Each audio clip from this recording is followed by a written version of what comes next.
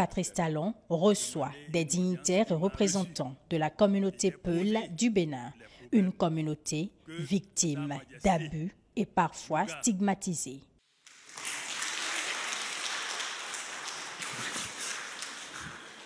C'est une préoccupation de la communauté.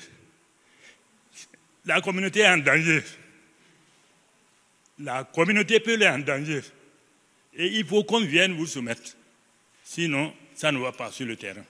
Et chaque fois qu'on nous attaque, on dit que c'est le président qui a dit. Et c'est pour cela que nous avons décidé de venir devant vous expliquer ce que nous avons. Le domaine leur a été octroyé à leur mari par le défunt roi de Sérou. Mais malheureusement, la mort de ce roi, l'actuel roi et ses fils ont déclenché une procédure judiciaire leur demandant de déguerpir. La procédure a duré environ 4 ans. Mais au verdict, c'est qu'on leur a dit de déguerpir et on leur a attribué un domaine d'1 hectare.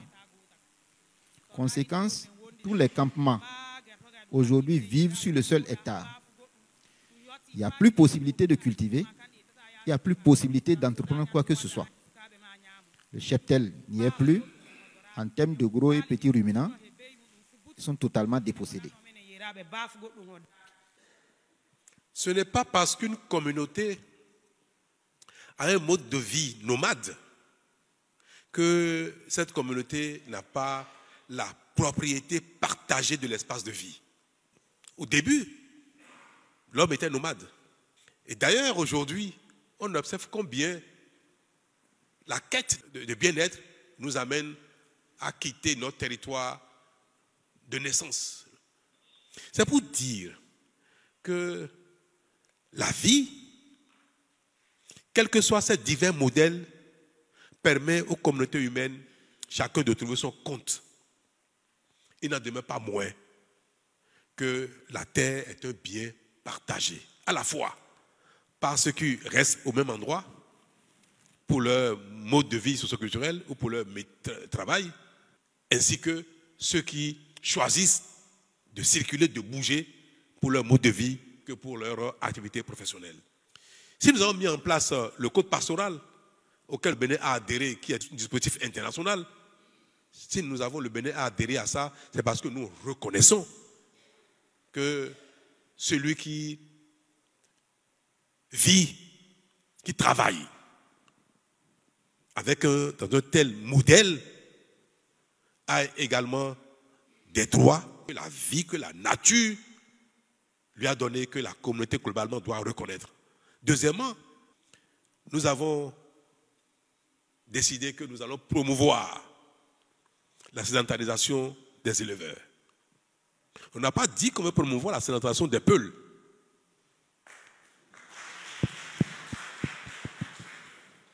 Il y a deux choses différentes.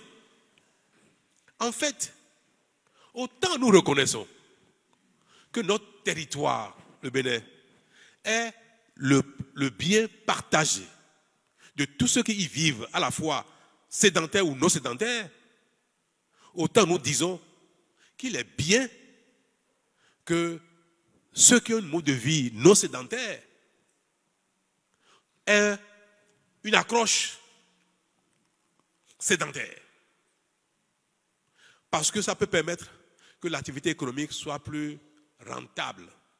Ça peut permettre que l'élevage soit plus productif. Pourquoi au Bénin,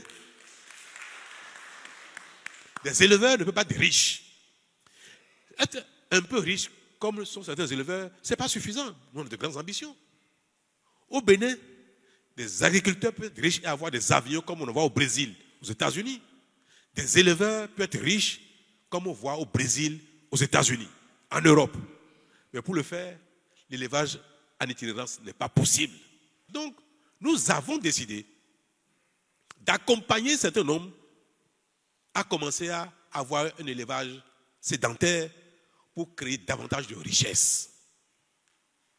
Mais cela, je veux le répéter, mes chers amis, cela ne veut pas dire que ceux qui étaient dans ce mode n'ont pas droit à l'espace de vie. Conclusion, la mise en œuvre de la politique de sédentarisation des éleveurs, nous l'avons assortie d'un recensement de l'espace de vie. Nous sommes partis pour identifier ces régions de pâturage, d'itinérance et d'élevage et identifier également les zones où les gens sont là depuis 10, 20, 30, 40 ans pour pouvoir les accompagner dans notre politique de sédentarisation. Malheureusement, dans la mise en œuvre, à cause de nos travers habituels, nous contournons, nous faisons tout pour ne pas mettre en œuvre ce qui est prévu.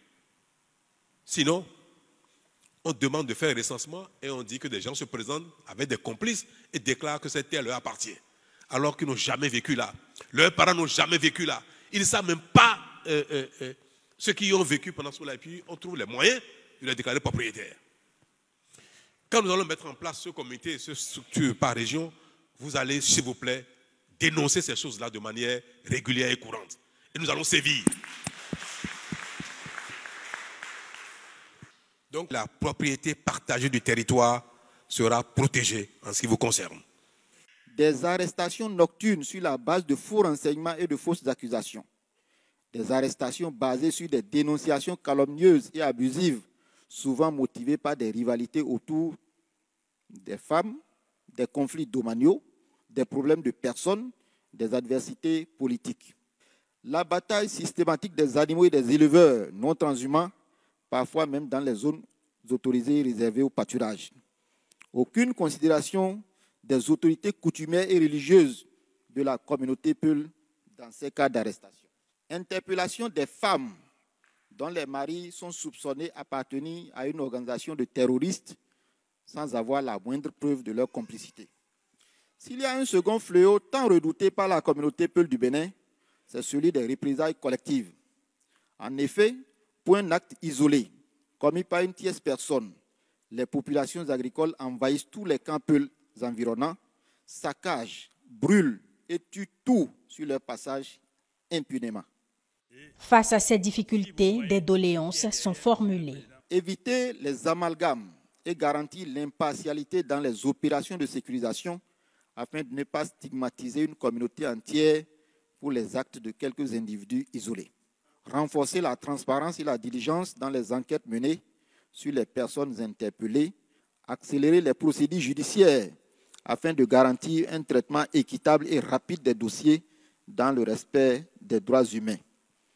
Mettre en place des cadres de concertation réguliers entre les forces de défense et de sécurité, les autorités locales et donc les leaders. La communauté Peul fait partie intégrante du Bénin. Depuis 2016, Patrice Talon et son gouvernement ont mené des actions en sa faveur. La manière dont nous avons échangé ce que moi j'ai perçu me donne encore plus de volonté pour mettre encore le pied sur l'accélérateur.